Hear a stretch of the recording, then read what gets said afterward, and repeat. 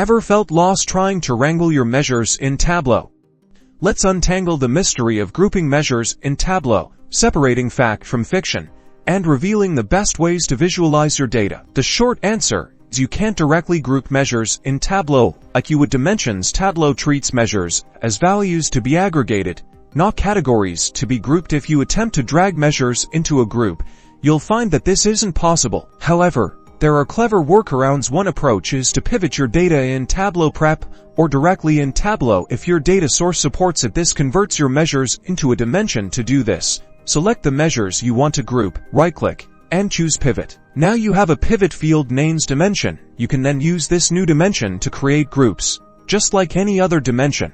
Simply right-click on the dimension and select Group.